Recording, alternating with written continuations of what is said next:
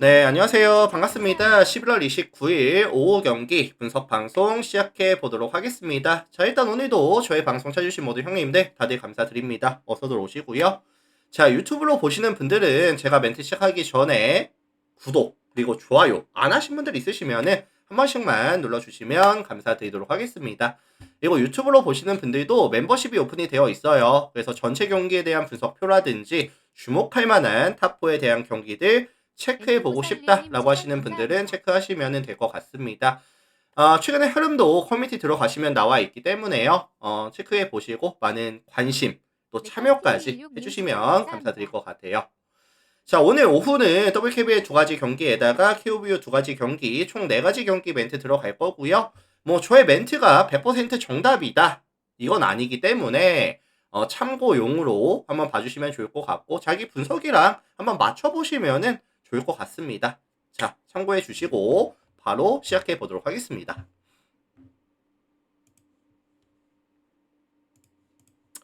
자, 가장 먼저 살펴볼 경기는 KB스타즈와 하나은행 경기 먼저 살펴보도록 하겠습니다. KB스타즈와 하나은행 먼저 살펴볼 텐데 홈팀 KB스타즈가 사실 개막 3연승 아직까지 패배가 없습니다. 3승 무패예요. 특히나 눈에 띄었던 부분이 지난 경기 박지수가 이제 뭐 감기와 고열 뭐 이런 이슈가 있었기 때문에 결장을 가져갔었고요. 아마 이제 3일 동안의 휴식일이 있었기 때문에 오늘 경기는 아마 출전이 가능하다라고 생각이 들기는 하거든요. 다만 이제 출전 시간에 대한 관리는 들어갈 수 있다라는 점은 체크해 주시면 좋을 것 같고 이번 시즌 KB 같은 경우에는 정말 공격과 수비에서의 밸런스가 좋은 팀인데 경기당 득점이 69.33득점에다가 실점이 59실점씩 가져가면서 공격과 수비에서의 밸런스가 굉장히 좋은 팀이죠. 뭐 마진이 평균 플러스 10.33 기록하면서 리그 전체 압도적 1위 기록하고 있는 상황이고요. 특히나 이 야투도 되게 인상적이에요. 2점 야투가 47.22%, 3점 야투가 32.18%, 3점 야투 성공률이 리그 전체 2위에다가 2점 야투율이 리그 전체 1위. 자, 그래서 오늘도 사실 KB 같은 경우에는 공격의 주요 옵션이 뭐 허연이라든지 박지수 활용한 2대2 게임이라든지 아니면 뭐 강희슬이라든지 나윤정이라든지 뭐 사라라든지 이런 슈터들의 흐름도 괜찮기 때문에 공격 코트에서 가져갈 수 있는 옵션들 자체가 굉장히 많습니다. 그리고 사실 박지수를 활용한 공격도 많이 가져가지만 이제 뭐 전체적으로 좀 많이 볼을 만져주는 이런 움직임도 굉장히 인상적이거든요.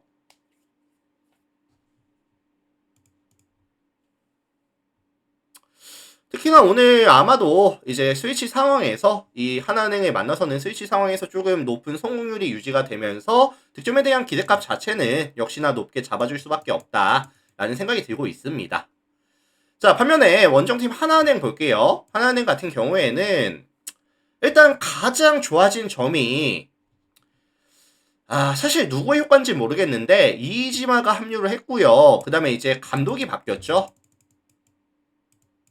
이지마가 합류하면서 정말 뭐 공격과 수비에서 역할이 너무나도 좋고 감독이 이제 팀의 기본을 조금 잡아놓다 보니까 체력적인 부분이라든지 기본기가 많이 좋아진 모습을 보여주고 있습니다. 그래서 지금 2승 1패죠. 특히나 이 하나은행의 가장 큰 강점이 뭐냐면은 뭐 고소연이라든지 정예림이라든지 박소희라든지 김시온이라든지 백코트에서의 뎁스 그리고 1쿼터부터 경기 끝까지 유지가 되는 에너지 레벨. 그래서 이제 공격에서는 굉장히 높은 에너지 레벨을 유지하면서 오프볼 움직임 가져가면서 스페이싱에 의한 득점이 잘 나와주고 있고요. 수비에서는 높은 에너지 레벨 기반으로 하면서 상대 코트에서부터 타이트하게 수비를 들어가고 있다 보니까 얘네도 사실 공수 밸런스가 나쁘지 않거든요. 그 중심에는 이이지마가 있고요. 근데 다만 조금 아쉬운 점이 뭐냐고 한다면은 진한이라든지 양인영에 대한 경기력 자체는 저는 좀 냉정하게 봤을 때 아직까지는 물음표입니다. 뭐 득점이 잘 되는 것도 아니고 뭐 박스아웃이 잘 되는 것도 아니고 그렇다고 뭐 수비가 잘 되는 것도 아니고 조금 아쉽거든요. 아직 뭐 부상 이슈에서 완전하게 회복이 되지는 않은 느낌이 좀 많이 들기 때문에 요게 사실 리스크라고 저는 생각을 해요.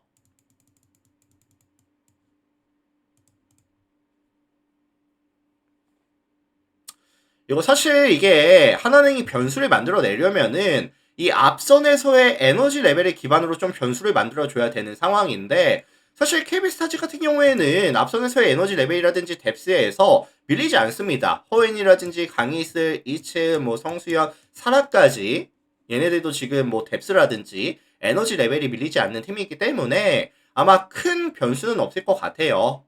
다만 좀 거슬리는 부분이 오늘 경기가 있고 내일 백투백으로 이제 우리은행과 경기가 있거든요. 그래서 이게 KB스타즈가 분명히 체력적인 이슈를 관리를 좀 해줘야 되는 상황이기 때문에 좀 일방적인 경기는 안 나올 수도 있을 것 같다. 어쨌든 이런 변수가 있다는 점은 좀 체크를 해주시는 게 좋을 것 같기는 해요.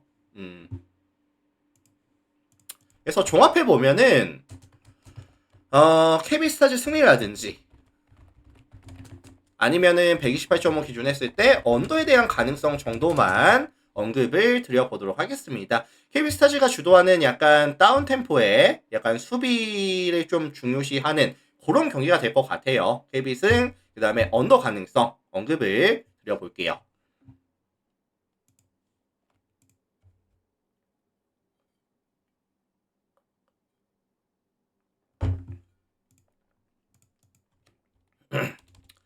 자, 다음 경기 보겠습니다. 신한은행이랑 이제 삼성생명 경기 살펴볼게요. 자, 이 매치업은 가장 눈에 띄는 점은 사실 신한은행의 뎁스가 정말 좀 많이 얇아졌거든요. 이게 무슨 말이냐면은 사실 지금 신한은행은 100%의 컨디션을 보여줄 수 있는 자원들 자체가 많이 없습니다. 루이도 지금 뭐 출전 시간이 한 10분 정도로 억제가 되고 있는 상황이고, 최희샘도 역시나 마찬가지고요. 그 다음에 이제 뭐 이두나라든지 이제 좀 부상들을 안고 뛰는 자원들이 굉장히 많아요. 그러다 보니까 이제 좀 가용할 수 인원들 자체가 너무나도 좀 한정적이다 라는 느낌이 좀 강하거든요. 특히나 이 신한은행의 강점은 뭐 최희샘이라든지 홍유순, 뭐 이두나, 뭐 김진영, 폭 넓은 윙에서의 뎁스, 그 다음에 이제 에너지 레벨, 이런 부분이라고 저는 생각을 하는데, 이번 시즌 이런 부분들을 잘 보여주지 못하고 있습니다. 트랜지션 상황에서의 득점도 잘 안되고 있고요. 빠르게 패스가 나가지도 못하고 있고, 특히나 이번 시즌 2점 라인에서 많은 시도를 가져가고 있지만 성공률이 너무 많이 떨어지는 모습. 실제로 이제 2점 라인 야투 시도는 40.5개로 리그 전체 1위거든요. 근데 이제 성공률 자체는 35.8%로 리그 전체 꼴찌. 근데 오늘 매치업 상대가 삼성생명이죠. 삼성생명 같은 경우에도 뭐 미유키라든지 뭐 배윤이라든지 이제 확실한 센터 자원들이 있는 팀이기 때문에 아마 이 신한은행의 반등 가능성을 봐주기가 좀 쉽지는 않을 것 같아요. 냉정하게 봤을 때. 자, 반면에 원정팀 삼성생명 보겠습니다. 삼성 같은 경우에는 사실 뭐 스쿼드가 정말 좋은 팀이에요. 뭐 베스트 5라든지 아니면 이제 뭐 벤치 구간도 분명히 경쟁력이 있는 팀인데, 다만 조금 아쉬운 부분이 뭐냐? 2번 포지션. 그러니까 확실한 슈터가 좀 애매하다는 거거든요. 이 부분이 지난 시즌까지는 사실 그 누구였죠? 지난 시즌까지는 이제 그 키아나 스미스가 이 자리를 가져갔었는데, 그러니까 키아나가 가져갔던 공격에서의 파이가 워낙에 많았었던 팀이다 보니까 이 부분에 사실 메꾸지를 못하고 있어요. 다만 최근에 긍정적인 요소라고 한다면은 이에란이가 이제 그 빈자리를 좀 메우기 시작했고요. 강유림이도 지금 외곽에서 쏘는 슛들이 잘 들어가기 시작하는 시점이라는 점, 그리고 뭐 이제 뭐 나남이라든지 뭐 최근에 김단비라든지 그래도 괜찮은 슛감을 가진 친구들이 서서히 나와주고 있거든요. 그리고 이 신한은행 같은 경우에는 사실 2점 라인 수비도 되게 약합니다. 지금 이 신한은행이라는 팀 자체가 2점 라인에서의 허용률이 46.6%를 기록하면서 리그 전체에서 또 압도적인 골실을 기록하고 있는 상황이에요. 그래서 뭐 이해란이라든지 강유림이 이제 컷인 들어간다든지 아니면 뭐 배윤이가 자유투를 얻어낸다든지 이런 부분들이 조금 주요하게 잘 높은 성공률로 가져갈 수 있을 확률이 높아 보인다 라는 점도 긍정적인 요소가 되겠죠. 그래서 결국에 핵심을 말씀을 드리면은 이게 페인트존 싸움에서 아무래도 이제 삼성생명이 많이 유리한 경기다 라는 말씀을 드려보고 싶고요. 종합하면은 이제 삼생승이라든지 300개 감사합니다. 아니면은 뭐 2.5 마헨에 대한 가능성이라든지 아니면은 뭐 언어반 사실 좀 어려운 것 같아요. 그래서 삼성생명 승이라든지 마헨에 대한 가능성 정도 요 정도 언급 드리겠습니다. 참고하시면 될 것 같아요.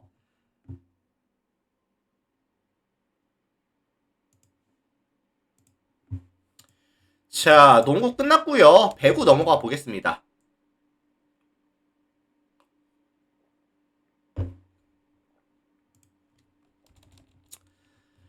자, 사실 지금 손보도 그렇고 형캐도 그렇고 강팀 대 강팀의 매치업이죠. 뭐 둘 다 강팀으로 이제 분류가 되는 그런 팀들인데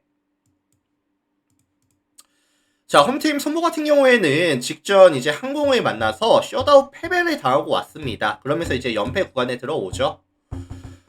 다만 뭐 비에나, 나경복, 야쿠, 그다음에 임성진까지 이렇게 양쪽 날개에 대한 밸류는 정말 좋은 팀이고 그다음에 이제 황태기 같은 경우에도 이제 약간 부상이 예상이 됐었는데 부상이 크지 않았어요. 바로 복귀가 됐습니다. 그래서 뭐 이런 삼각편대에 대한 화력이라든지 황태기가 바로 복귀가 됐다 보니까 여전히 공격 코트에 대해서는 분명히 강점이 있는 팀이라는 생각이 들거든요. 그리고 이번 시즌 손보 같은 경우에는 사실 홈과 원정에서의 경기 기복이 좀 많이 있어요. 홈에서는 이번 시즌 공격 성공률이 54%, 더 높은 집중력, 범실은 줄어들고 공격에 대한 성공률은 올라가는, 집중력이 올라가는 모습을 보여주고 있기 때문에 사실 뭐 얼마 전까지만 하더라도 뭐 경민 불패라는 말이 있었거든요. 뭐 직전에 그 기록이 깨지기는 했지만 분명히 홈에서 가져가는 손보에 대한 경기력은 많이 올라가는 건 사실이에요. 자, 반면에 원정팀 형캐 같은 경우에는 강점이 뭐죠? 형캐의 강점. 일단 제가 생각을 하기에는 높은 공격 성공률, 그 다음에 이제 높은 서브에 대한 성공률, 그 다음에 높이.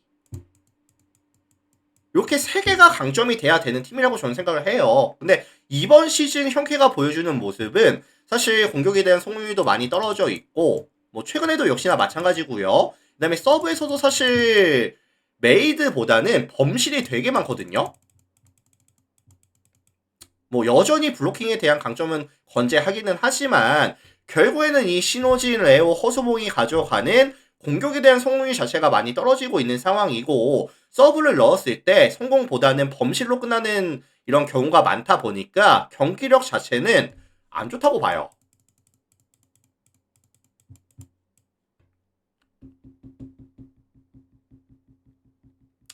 이거 사실 황승빈이가 이제 복귀가 다가오고 있다라고 하기는 해요. 근데 이제 역시나 이준엽이 가져가는 상황에서의 토스에 대한 밸류 자체는 질 자체는 조금 떨어질 수밖에 없다라는 생각이 들고 있고요. 최근에 경기력이 좋지 않은 상황에서 KB 원정에 갔을 때 형캐가 보여줄 수 있는 이런 퍼포먼스에 대한 기대값 자체는 너무 높게 설정을 가져가기는 좀 어렵다라는 생각이 들거든요. 그래서 요거는 이제 KB가 홈에서 가져가는 경기니만큼 뭐 최소한 접전 아니면은 이제 좀 다득점에 대한 가능성, 접전 다득점에 대한 가능성을 언급을 드려보도록 하겠습니다. 뭐 KB 손해범위 크게 밀릴 만한 경기는 아니라고 생각을 하거든요. 그래서 KB 승리 브랜이라든지 뭐 역배에 대한 가능성이라든지 아니면은 187.5 기준 했을 때 오바에 대한 가능성까지 뭐 세트랑도 이제 뭐 최소한 접전 아니면 뭐 주스를 가져가는 세트도 있을 것 같고요. 최소한 4세트까지는 넘어간다고 보거든요. 그래서 KB 프렌, 역배, 다득점에 대한 가능성까지 같이 언급드리겠습니다. 참고하시면 될 것 같고요. 다음 경기 볼게요.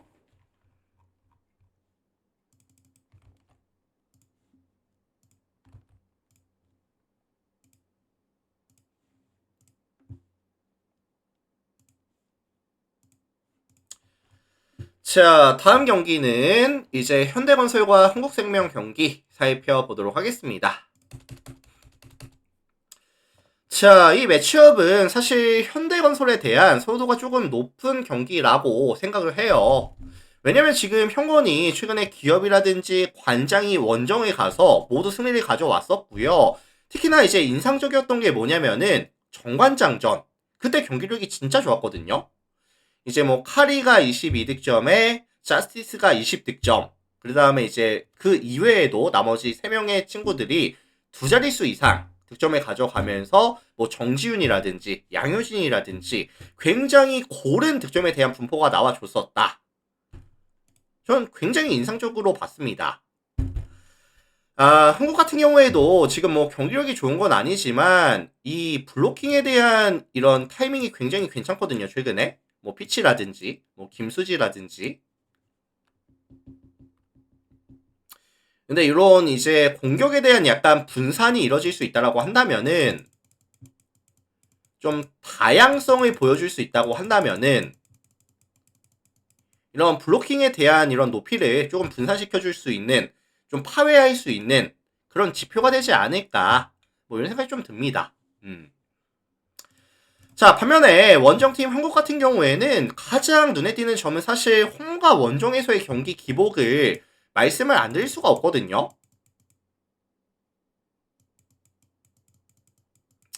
이번 시즌 원정에서 총 5번의 게임을 가져가면서 1승 4패죠. 승률을 따져봤을 때 20%. 그래서 원정에선 사실 공격과 수비에서의 밸런스가 좀 무너지는 모습을 많이 보여주고 있고요. 뭐 범실도 또 많아지고 있는 상황이고, 물론 최근에 이런 공격이라든지 세팅에 대한 효율이 올라가고 있는 건 사실이지만 시즌 평균은 리그 전체 꼴찌인데 최근에는 이제 흐름이 나쁘진 않거든요. 다만 이게 홈 한정 지표라는 점.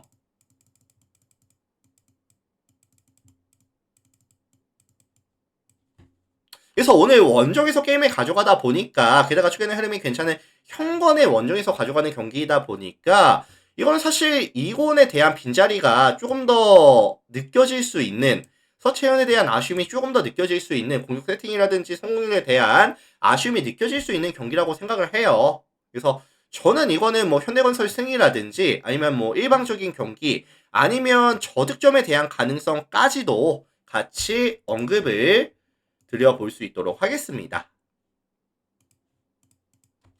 그래서 이거 종합해 보면은 현권 승이라든지 아니면 뭐 마헨이라든지 아니면 저득점 경기 가능성까지 언급을 드려볼게요. 참고하시면 될 것 같고요. 자, 일단 오늘 제가 준비해온 총 4가지 경기는 좀 심플하게 말씀을 드려봤습니다. 그래서 오늘 저의 분석 멘트가 뭐 도움이 됐다든지 아니면 뭐 잘 들었습니다 라고 하시는 분들이 계시다면은 유튜브 형님들 나가시기 전에 구독, 좋아요 한 번씩만 부탁을 드려보도록 하겠습니다. 구독, 좋아요 한 번씩 부탁드리고요. 어쨌든 뭐 저는 조금 있다가 NBA 분석 때 다시 찾아뵐 수 있도록 하겠습니다. 그리고 멤버십도 지금 오픈이 되어 있으니까 많은 관심 참여 부탁드리면서 마무리 지어보겠습니다. 자, 유튜브 형님들 다들 감사합니다. 오늘 여기까지 할게요.